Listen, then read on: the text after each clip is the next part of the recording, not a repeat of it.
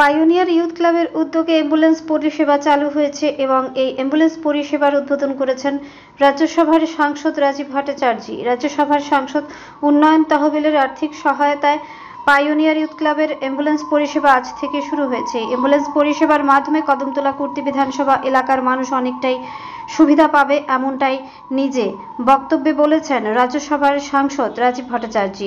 বিভিন্ন অত্যাধুনিক প্রযুক্তিগত দিক থেকে এই অ্যাম্বুলেন্স সুসজ্জিত রয়েছে এবং তার পাশাপাশি এই অ্যাম্বুলেন্সের মাধ্যমে গোটা বিধানসভা এলাকায় মানুষ অনেকটা সুবিধা পাবে। আজকে রাজ্যসভার সাংসদ রাজীব ভট্টাচার্য এর উপস্থিতিতে এই অ্যাম্বুলেন্স পরিষেবার সূচনা হয়।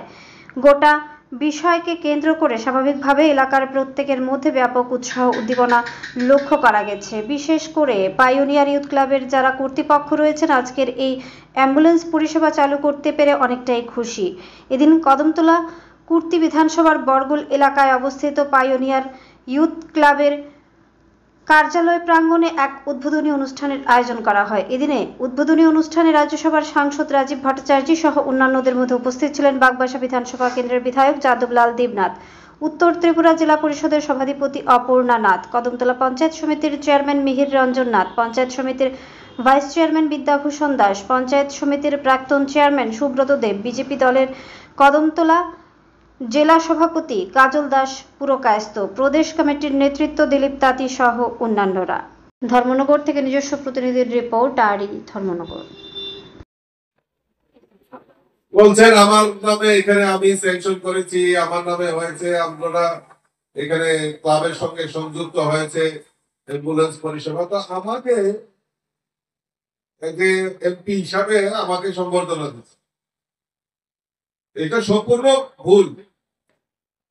এই সম্বর্ধনা আমি মনে করি আপনারা যে এখানে বসে রয়েছে এই আপনাদেরকে সম্বর্ধনা দেওয়া উচিত, কারণ এটা আমার ব্যক্তিগত সম্পত্তি নয়, আপনাদেরই সম্পত্তি। আপনাদেরই যে অর্থ, সেই অর্থের কল্যাণে এমপি এমএলএ ফান্ড থেকে এটা দেওয়া হয়েছে। আমি হয়তো মাধ্যম, কিন্তু এটার অংশীদারিত্ব আমি মনে করি এখানে যারা বসে আছেন প্রত্যেকের অংশীদারিত্ব সেখানে রয়েছে। তো কাজেই এই যে চিন্তা ভাবনা, এই চিন্তা ভাবনার বহিঃপ্রকাশ আমাদের করতে হবে। আমার কাছে যখন মাননীয় এম কে নাথ মহোদয়, উনি এখানে ওনার জন্মস্থান, উনি আমাকে বললেন যে এরকম আপনি একটা অ্যাম্বুলেন্স ওনারা দাবি করেছেন, আর তৎক্ষণাৎ আমার মনে হয়েছে যে না, এটা করা অবশ্যই দরকার, এবং নির্দ্বিধায় আমি আর কোনো উত্তর প্রতি উত্তর না দিয়ে এটা স্যাংশন করা হয়েছে। এবং আজকে এসে নিজেকে খুব গর্বিত মনে হচ্ছে যে না, আমি তো অন্তত পক্ষে ক্ষুদ্র একটা প্রয়াসের জায়গায় এসে দাঁড়াতে পেরেছি। এবং আমি এই যে এমপি হওয়ার পর একদম উত্তর ত্রিপুরার শেষ প্রান্তে আমার একটা পরিষেবা অন্তত পক্ষে পৌঁছে দিতে পেরেছি, তার জন্য আমি নিজেকে খুব ধন্য মনে করছি। দেখুন, আজকে আমাদের সরকার এই ত্রিপুরা রাজ্যে প্রতিষ্ঠার পর এই সরকারের যে মূল মন্ত্র, সেটা হচ্ছে সমাজের অন্তিম ব্যক্তি পর্যন্ত তার সরকারি সুযোগ সুবিধা পৌঁছে দেওয়া, এবং পাশাপাশি আমাদের দেশের যশস্বী প্রধানমন্ত্রী নরেন্দ্র মোদীজির যে স্লোগান, যে সবকা সাথ সবকা বিশ্বাস আর সবকা প্রয়াস নিয়ে আমাদের সরকার পরিচালিত হবে। আর ঠিক অনুরূপ ভাবে আমাদের সরকারের প্রায়োরিটি যে আমাদের অন্তিম ব্যক্তি অর্থাৎ গরিবের জন্য কিছু করে। আপনারা যত পরিকল্পনা দেখবেন, সমস্ত কিছু এই গরিবদের জন্য পরিকল্পনা করা এবং গরিবদের জন্য কিছু করা, সরকার সেই প্রায়োরিটি নিয়ে কাজ করছে।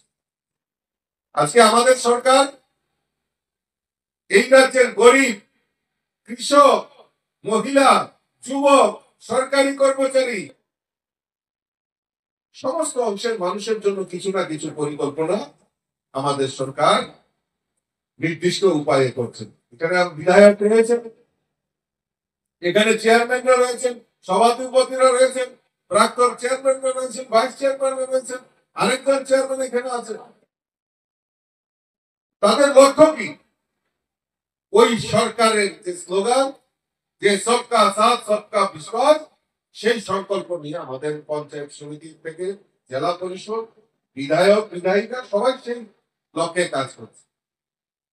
আমি প্রশ্ন রাখতে চাই আপনাদের কাছে, দীর্ঘ ৭৫ বছর ভারতবর্ষ স্বাধীন হয়েছে, এই ত্রিপুরা রাজ্যে বিভিন্ন সময়ে বিভিন্ন রাজনৈতিক দল ক্ষমতায় এসছে এবং তাদের যে কাজকর্ম, এই কাজকর্মগুলি বিশ্লেষণ করা, আর ২০১৮ পর থেকে এখন পর্যন্ত আমাদের যে সরকার, এই সরকারের কাজ পরিসংখ্যান করা।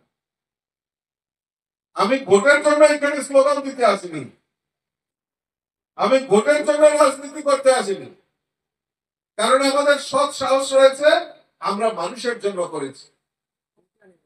আমরা কোনোদিনও ভাবতে পারিনি ভারতবর্ষ এত বছর হয়েছে, স্বাধীন হয়েছে, আর ত্রিপুরাতেও বহু রাজনৈতিক দল এখানে ক্ষমতায় ছিল, যে প্রত্যেক গরিবের বাড়িতে পাকা বাড়ি নির্মাণ হবে, এটা আমরা কোনোদিনও ভাবতে পারি।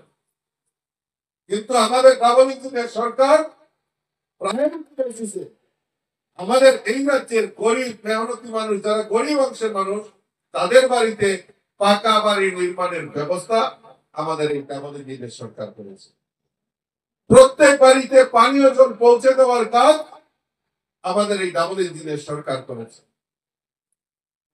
প্রত্যেকের বাড়িতে পাকা শৌচালয়ের ব্যবস্থা যদি করে থাকেন, তাহলে আমাদের ডাবল ইঞ্জিনের সরকার করেছে। নরেন্দ্র মোদীজি দেশের সমস্ত প্রায় ৮০ কোটি লোককে ফ্রি রেশন ২০১৯ থেকে চালু হয়েছে, এখন পর্যন্ত প্রত্যেক গরিবের বাড়িতে ৫ কেজি করে চাল দেওয়ার ব্যবস্থা আমাদের এই ডাবল ইঞ্জিনের সরকার, নরেন্দ্র মোদীজি সরকার করেছে।